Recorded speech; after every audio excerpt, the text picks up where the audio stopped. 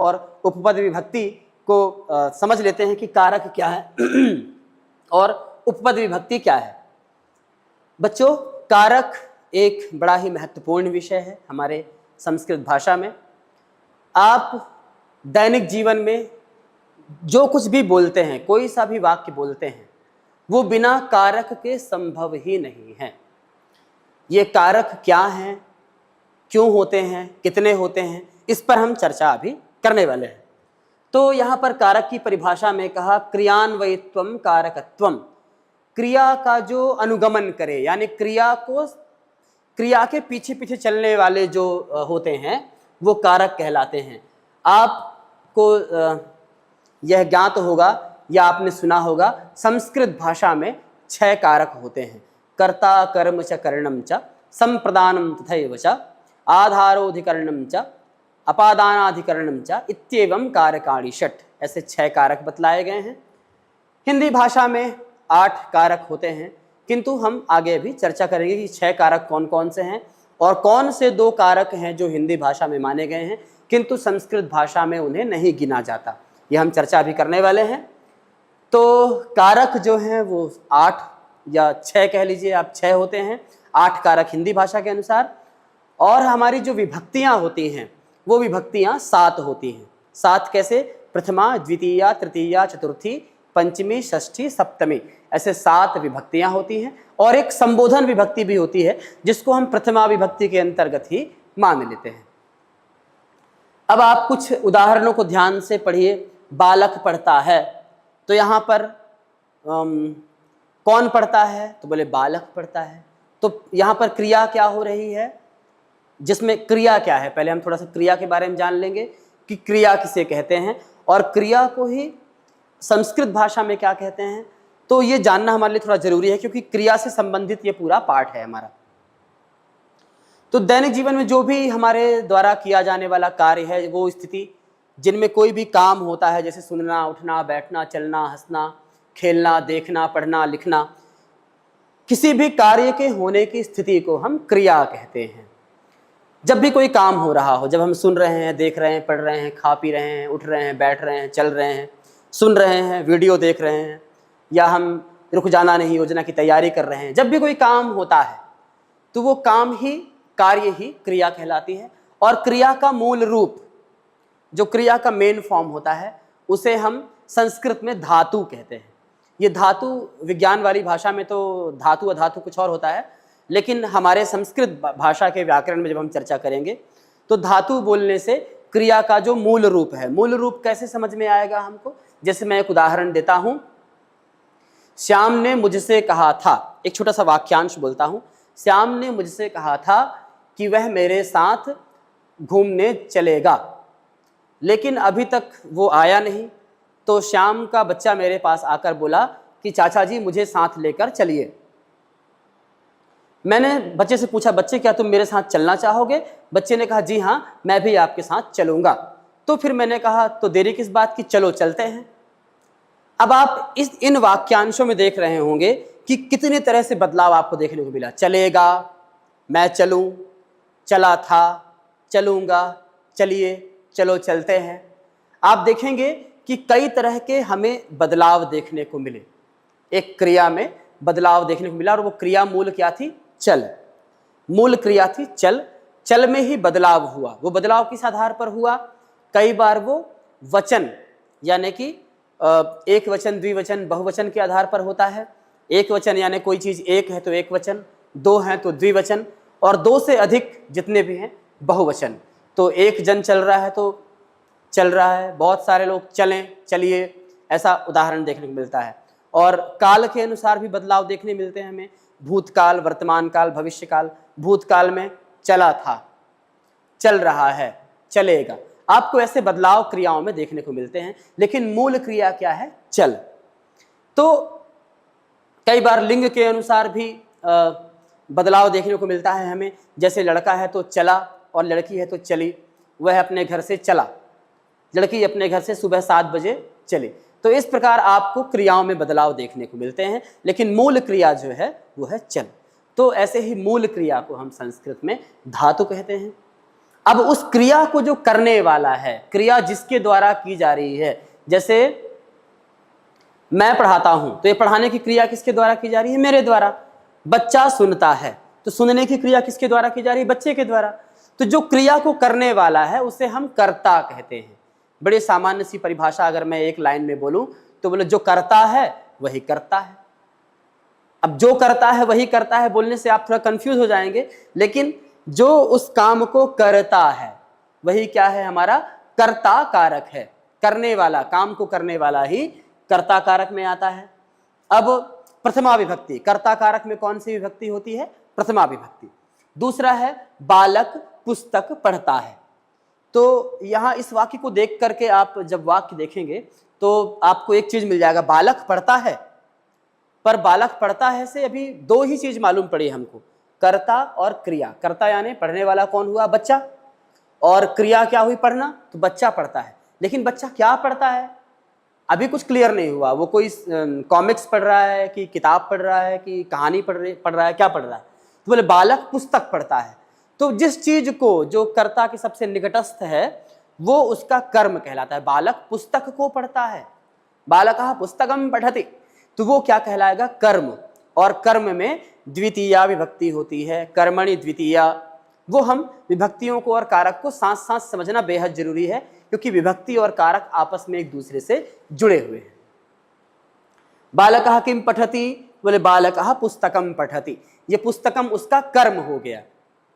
तीसरा वाक्य आप पढ़िए, बालक ध्यान से पुस्तक पढ़ता है। अब इस वाक्य में देखिए कैसे पढ़ता है। बालक पुस्तक तो पढ़ता है, लेकिन कैसे पढ़ता है? बोले ध्यान से पढ़ता है। तो ध्यान से पढ़ता है, ध्यानेन पुस्तकम पठति। ध्यानेन यानी ध्यान से। तो यहां पर करण कारक हुआ। करण कारक का जो, जब आप इस कारक के पूरे पहचान चिन्हों को जब आप एक साथ बोलेंगे, और आपने सुना भी होगा कई कक्षाओं में, नहीं सुना है तो अभी मैं एक बार बोल देता हूं। कर्ता ने, कर्ता का पहचान चिन्ह होता है ने। कर्म को, कर्म का पहचान चिन्ह होता है को। तो कर्ता ने कर्म को करण से या के द्वारा, तो करण कारक आया। इसका पहचान का जो चिन्ह है वो से या के द्वारा, अर्थात जिसके माध्यम से कोई कार्य किया जाए। बच्चा साइकिल से स्कूल जाता है तो स्कूल जाने का उसका साधन क्या बना? बोले साधकतमं करणम। उस क्रिया को साधने का, उस क्रिया को करने का जो साधन बने, जो माध्यम बने, वो करण कारक कहलाता है। जैसे अध्यापक स्मार्ट बोर्ड से पढ़ाता है, तो किससे पढ़ाता है? बोले स्मार्ट बोर्ड से पढ़ाता है। तो यहां पर क्रिया को करने का जो साधन बना वो करण कारक हुआ। फिर अगला जो हमारा कारक है, बोले बालिका ज्ञान के, बालक ज्ञान के लिए पुस्तक पढ़ता है। किस लिए पुस्तक पढ़ता है? सवाल आया। तो जवाब है ज्ञान के लिए। तो के लिए या कस्मैया किमर्थम जुड़ जाने से, के लिए जुड़ जाने से चतुर्थी विभक्ति हमारा संप्रदान कारक होता है। संप्रदान कारक का जो पहचान चिन्ह है वो के लिए है। कर्ता ने कर्म को करण से के द्वारा संप्रदान के लिए, अपादान से अलग, संबंध का की के, रारी रे, अधिकरण में पर। ये कुछ कारकों के हमारे पहचान चिन्ह हैं। संबोधन का भी चिन्ह है हे, अरे, भो। ये हम धीरे धीरे आगे समझते चलेंगे। तो अभी हम संप्रदान कारक के विषय में जान रहे थे। बालक ज्ञान के लिए पुस्तक पढ़ता है, तो ज्ञान के लिए आ जाने से वहां पर संप्रदान कारक है। बालक अध्यापक से पुस्तक पढ़ता है, तो बोले किस से पढ़ता है? अध्यापक से पढ़ता है। ये वाला जो से है, आप ध्यान देंगे तो पाएंगे कि तृतीया विभक्ति करण कारक में भी से अक्षर आया था, और पंचमी विभक्ति अपादान कारक में भी से अक्षर आया है। तो हम कैसे समझेंगे कि कौन से का क्या मतलब है? एक जगह से का मतलब है, यानी करण कारक में तृतीया विभक्ति में से जो अक्षर वहां पर आ रहा है उसका जो जुड़ाव है वो माध्यम के रूप में है। जब हम किसी के द्वारा किसी माध्यम से कोई कार्य करते हैं, किसी वस्तु को साधन हम बनाते हैं, किसी चीज को हम साधन बनाते हैं, तो वहां पर जो से है वो माध्यम के रूप में प्रयोग किया जाएगा करण से के द्वारा। और यहां पर जो पंचमी विभक्ति में अपादान कारक में से अक्षर आया है, वो से अक्षर जो है वो अलग होने के अर्थ में है। यानी बच्चा घर से स्कूल जाता है तो घर से अलग हुआ, पेड़ से पत्ता गिरता है। तो अलग होने के अर्थ में जो से होता है वो अपादान कारक होता है। इन कारकों को बताने के लिए कुछ उपपद विभक्तियां होती हैं। उपपद विभक्ति क्या होता है कि कुछ विशेष ऐसे शब्द हमारे व्याकरण शास्त्र में निर्धारित किए गए हैं कि अगर वो शब्द जुड़ जाएंगे तो ये वाला कारक होगा। जैसे नमः, एक शब्द में उदाहरण देता हूं, संप्रदान कारक में नमः, तो नमः शब्द के साथ में सदैव चतुर्थी विभक्ति होगी। जैसे गणेशाय नमः, ओम नमः शिवाय, तो शिवाय बोलने से चतुर्थी विभक्ति हुई। अब ये विभक्तियों का ज्ञान करने के लिए हमें कम से कम एक शब्द रूप याद होना चाहिए। प्यारे बच्चों, आप लोग एक शब्द रूप निश्चित रूप से याद करें, वो आपको बहुत जगहों पर काम आएगा। कौन सा विभक्ति है, कौन सा वचन है, ये वाला पूछ लिया जाता है। कई बार संधि में हमको वो काम आ जाता है, कारक में भी काम आता है। और अशुद्धि संशोधन जब हम करेंगे, जो कुछ प्रश्नों में गलतियां ठीक करने के लिए पूछी जाती है, वहां पर भी ये कारक का प्रकरण हमें काम आता है। तो ये शब्द रूप आपको एक पुल्लिंग का, एक स्त्रीलिंग का निश्चित रूप से आप याद करें।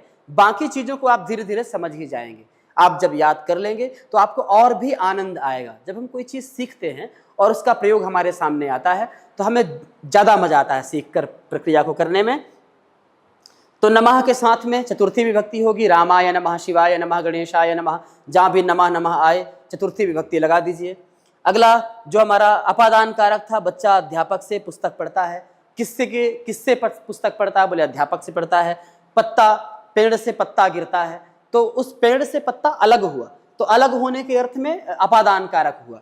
फिर यहां पर हमारा एक और संबंध जो विभक्ति है, षष्ठी विभक्ति, हिंदी भाषा में इसको कारक की गणना की जाती है, लेकिन संस्कृत भाषा के व्याकरण में संबंध को कारक के अंतर्गत नहीं रखा गया है।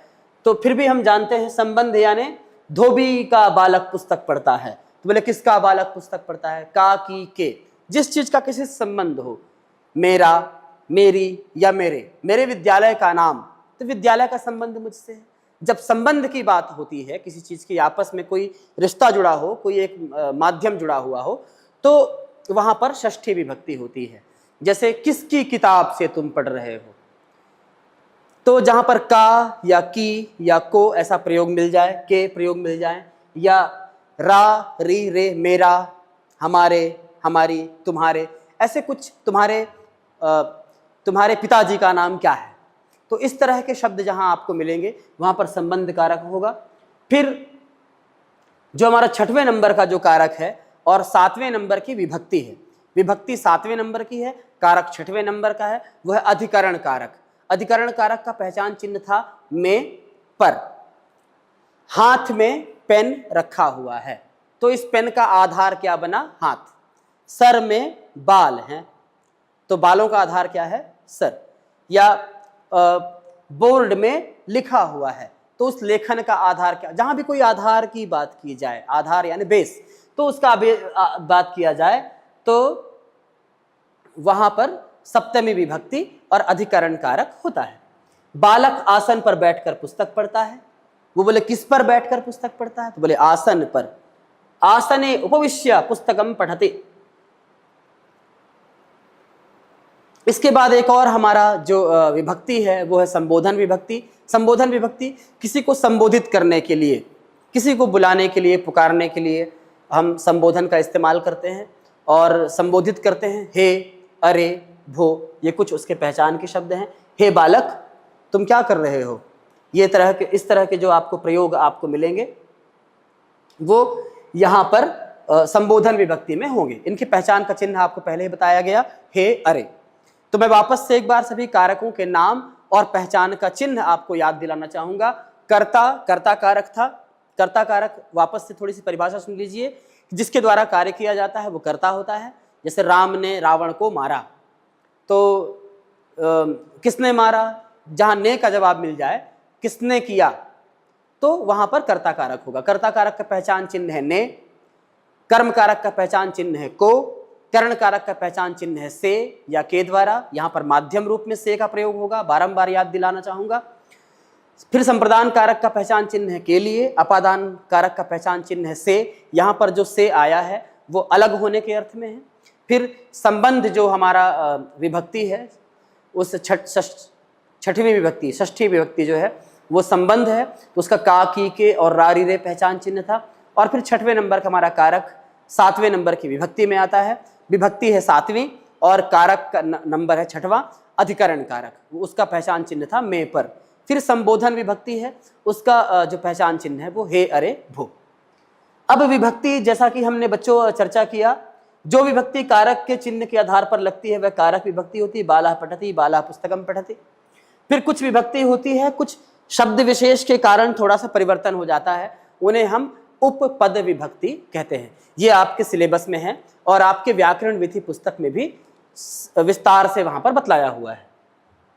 तो उपपद विभक्ति, जैसा कि मैंने पहले ही चर्चा किया, जिक्र किया, जैसे नमः के योग में चतुर्थी हो जाएगी, ऐसे कुछ विभक्तियों को निर्धारित किया गया है कि किनके योग में कौन कौन सी विभक्ति होती है।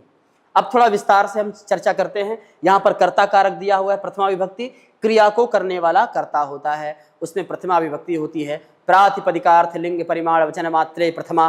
व्याकरण में ऐसा सूत्र आपको वहां पर देखने को मिलेगा, जैसे पत्रम पतति, रमणः लिखति, त्वं लिखसि, अहम लिखामि, राघवः पश्यति, त्वं पश्यसि, अहम पश्यामि। ये कर्ता कारक हो गया। ये कुछ और उदाहरण दिए हुए हैं कर्ता कारक के। कर्म कारक, कर्म कारक जैसा कि हमने देखा कि द्वितीया विभक्ति होती है, जो क्रिया का फल कर्ता पर ना हो और संज्ञा या सर्वनाम शब्द पे पड़ता है, वह कर्म कारक कहलाता है। जैसे रम्या चित्रम पश्यते, बालकः फलम खादति। अगर हम बोले बच्चा खाता है, तो अभी हमारा वाक्य जो है बिना कर्म के हो गया, बच्चा खाता है। अब वो क्या खाता है?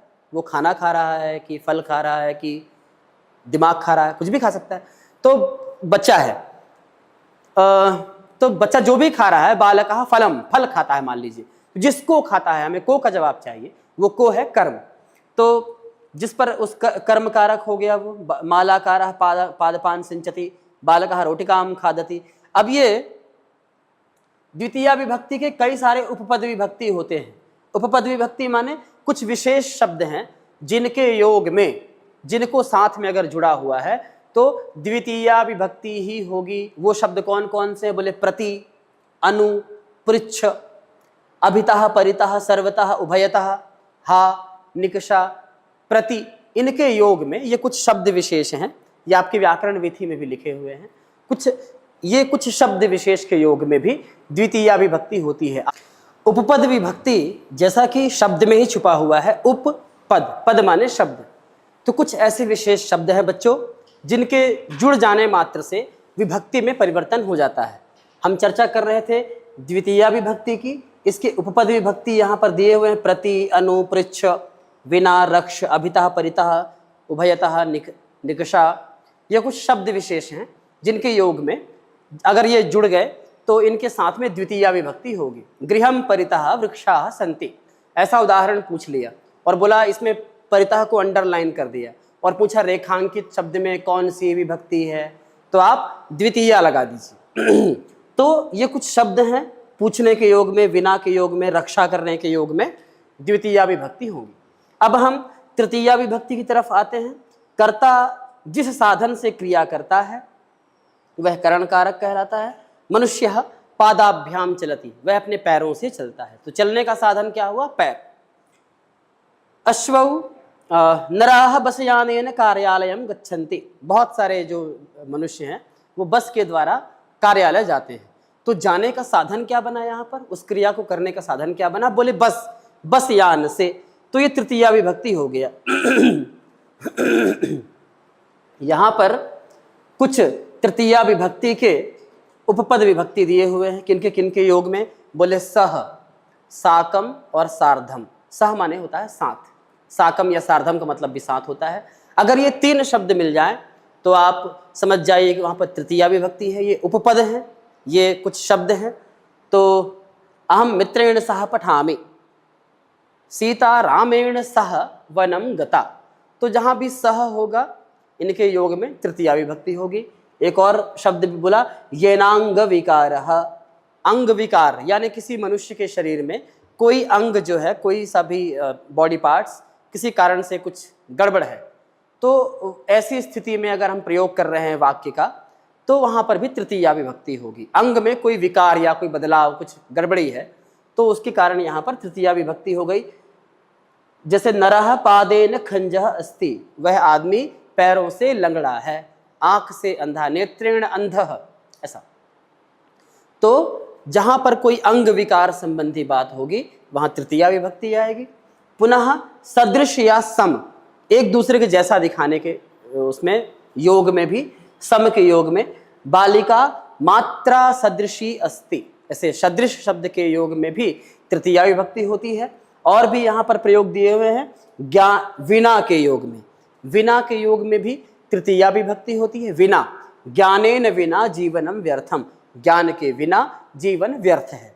तो इस प्रकार विना के योग में भी, और एक अलम योगे तृतीया करके होता है, अलम शब्द के योग में, अलम एक शब्द अलम यानी बस, इसके योग में भी तृतीया विभक्ति होती है। जैसे अलम विस्तरेण, आप कोई नाटक देखेंगे तो अलम अति विस्तरेण ऐसा करके प्रयोग मिलता है, या फिर अलम हंसतेना, बहुत ज्यादा हंसो मत। तो अलम शब्द के योग में भी तृतीया विभक्ति होगी। अब हम चतुर्थी विभक्ति की ओर चलते हैं। चतुर्थी विभक्ति संप्रदान कारक है। कर्ता जिसके लिए कार्य करता है, कर्ता यानी करने वाला व्यक्ति जिसके लिए भी कार्य करता है वो संप्रदान कारक होता है। संप्रदान कारक में चतुर्थी विभक्ति होती है। जैसे माता पुत्राय भोजनम पचति, माता जो है पुत्र के लिए भोजन निर्माण करती है, बनाती है। शिवाय नमः, शिव जी के लिए नमस्कार है। गणेशाय नमः, गणेश जी के लिए नमस्कार है। या फिर एतत् जलम पशुभ्यः अस्ति, यह जो पानी है पशुओं के लिए है। इसके कुछ जो है उपपद विभक्ति यहाँ पर आपको देखने को मिलेगा। एक सूत्र है बच्चों, ये सूत्र आपके व्याकरण विधि पुस्तक में भी लिखी हुई है, और आप व्याकरण विधि पुस्तक का जब अवलोकन करेंगे, आप उसे देखेंगे तो आपको ये उपपद विभक्तियां जरूर मिलेंगी। अच्छा, उपपद विभक्तियों से जुड़े हुए सवाल भी आपके रिक्त स्थान में और बहुविकल्प वाले प्रश्नों में आए हुए हैं। आप प्रश्न पत्र का अवलोकन करें जरूर। पिछले 3 सालों के पेपर में ऐसे ही पैटर्न में सवाल पूछे गए। तो ये सूत्र कौन सा था चतुर्थी विभक्ति के लिए? तो सूत्र मिलता है नमः स्वस्ति स्वाहा स्वधा लम वखट योगाच्च। इसका तात्पर्य हुआ नमः शब्द के योग में, स्वस्ति शब्द के मिलने पर, स्वाहा स्वधा लम और वखट, इन शब्दों के साथ अगर कोई वाक्य मिलता है आपको, निश्चित रूप से उनमें चतुर्थी विभक्ति होगी। जैसे रामाय स्वाहा, स्वाहा के योग में चतुर्थी, गणेशाय स्वाहा या शिवाय नमः। अच्छा, ये जो उपपद विभक्ति वाला जो है ना, ये आपको अशुद्धि संशोधन में भी कई बार काम आता है। जैसे गुरुम नमः कर दिया, इसको शुद्ध कीजिए, तो गुरुम शब्द तो द्वितीय विभक्ति का है, तो नमः के योग में चतुर्थी होना चाहिए। तो गुरवे नमः, जब हम पढ़ते हैं ना गुरुर् ब्रह्मा गुरुर्विष्णु गुरुर्देवो महेश्वरः गुरु साक्षात परब्रह्म तस्मै श्री गुरवे नमः, तो नमः के योग में चतुर्थी विभक्ति। तो वो जो सूत्र मैंने आपको बतलाया, नमः स्वस्ति स्वाहा स्वधा लम वखट योगाच्च, ये आपके व्याकरण विधि में भी लिखा हुआ है। यहाँ पर देख लीजिए, अग्नये स्वाहा इंद्राय स्वाहा।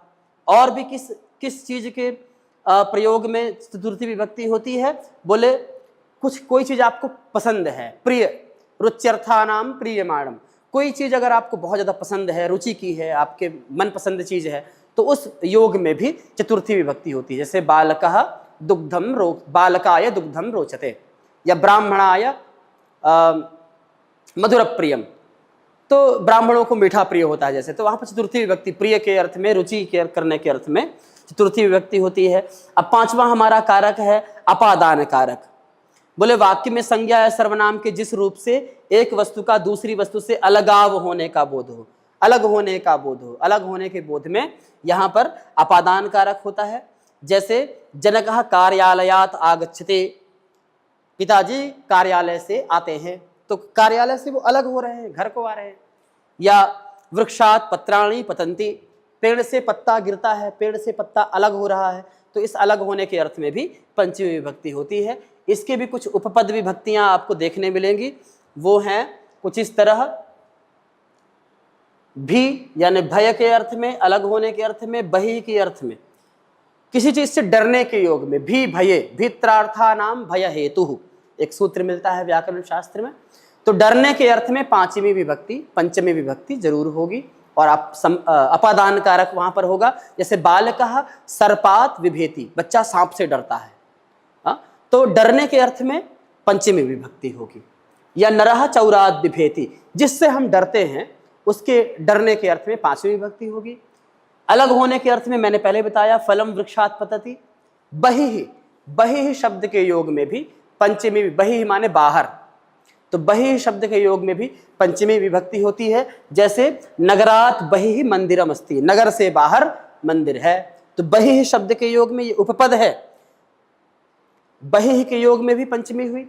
फिर दूरम और अंतिकम, इनके प्रयोग में भी, इनके योग में भी अगर दूरम शब्द मिल जाए या अंतिकम यानी समीपम निकटम, तो निकट या दूर शब्द के योग में भी पंचमी विभक्ति होती है। फिर विना के योग में भी कुछ जगहों पर पंचमी विभक्ति होती है और ऋते के योग में भी पंचमी विभक्ति होती है। तो बच्चों, ये थे विभक्तियों के अंतर्गत आने वाली उपपद विभक्ति। तो उपपद का मतलब ही हुआ कोई ऐसे शब्द जिनके योग हो जाने से, जिनके साथ में आ जाने मात्र से ही विभक्ति में परिवर्तन हो जाएगा। तो पांचवी विभक्ति में हुआ जैसा आपने देखा, डरने के अर्थ में, बच्चा अगर सांप से डरता है, बालकः सर्पात् बिभेति, तो डरने के अर्थ में पांचवी विभक्ति होगी। अब हमारा है षष्ठी विभक्ति संबंध। इसको संस्कृत भाषा में कारक के अंतर्गत नहीं रखा गया है, किंतु हिंदी भाषा में जब पूछा जाए आपसे कभी, तो इसको कारक के अंतर्गत रखा गया है। ये 6वें नंबर का कारक है हिंदी भाषा में, किंतु संस्कृत में तो कुल 6 ही कारक हैं, तो ये इसको संबंध विभक्ति मात्र या षष्ठी विभक्ति मात्र से कह देते हैं। संज्ञा अथवा सर्वनाम के जिस रूप का संबंध वाक्य के दूसरे संज्ञा शब्दों से प्रकट हो तो संबंध कारक कहते हैं। मोहनस्य पुत्रः अति निपुणः अस्ति, मोहन का पुत्र बहुत निपुण है, तो बोले किसका पुत्र, तो पुत्र का संबंध किससे हुआ, बोले मोहन से हुआ, मोहन का पुत्र। तो इस प्रकार संबंधी विभक्ति होती है। इसमें भी कुछ उपपद विभक्तियां हैं। कौन कौन से, ऊपरी, अधः, अग्रे, पुरतः, मध्ये, पृष्ठतः, यानी ऊपर, नीचे, सामने, पीछे, बीच में और आगे। ऊपर, नीचे, आगे, पीछे, बीच में, इस तरह कुछ शब्द अगर मिलते हैं आपको, ऊपरी, अधः, अग्रे, पुरतः, मध्य, पृष्ठतः, इनके योग में षष्ठी विभक्ति होगी। ये 6 शब्द जो हैं ये षष्ठी विभक्ति के उपपद विभक्तियां हैं। इसी तरह हम 7वीं विभक्ति देखेंगे, अधिकरण कारक। ये कारक के अंतर्गत रखा गया है और कारकों में संस्कृत भाषा में ये 6वें नंबर का कारक है। आधारोधिकरणम, यानी किसी चीज का आधार, हाथ में रेखाएं हैं तो रेखाओं का आधार क्या हुआ, हाथ। सर में बाल है तो बालों का आधार क्या हुआ, सर। तो जहां पर आधार की बात करेगा कोई कि पेड़ में फल लगे हुए हैं या वृक्षों पर पंछी बैठे हुए हैं, तो उन पंछियों के बैठने का आधार क्या हुआ, वृक्ष। तो जहां पर जिस चीज का आधार मिले वहां पर अधिकरण कारक होता है और अधिकरण कारक में सप्तमी विभक्ति होती है। इसके पहचान का चिन्ह है में पर। खगेषु वृक्षेषु खगाः सन्ति, ये कुछ प्रयोग आपको यहाँ पर देखने को मिलेंगे। इसके कुछ उपपद विभक्तियां हैं क्या, स्नेह के योग में, प्रवीण के योग में, विश्वास और निर्धारण, ये 4 तरह के शब्दों के योग में सप्तमी विभक्ति होती है। देखते हैं उदाहरण हम।